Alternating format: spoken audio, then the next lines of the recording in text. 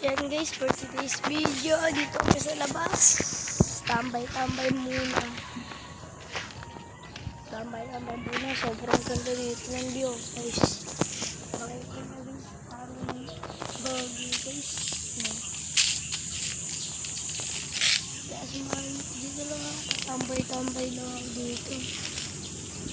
Pero uwi tayo sa bahay, baka may ulam na. Samahan niyo ako.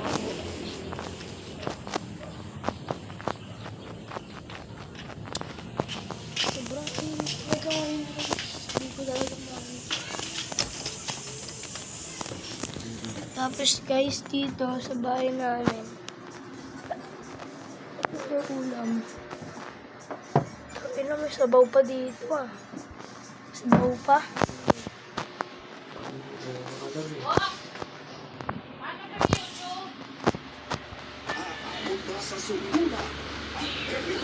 Lang guys. Ayan, tara makanin na ako. Parang init talaga. Ang talagang init dito sa amin sa Langaan eh. Sobrang init talaga dito. Papansin nyo, umaga pa lang. Nandito na yan o. Tapos nandito si mama nila. Nakauwi na sila guys.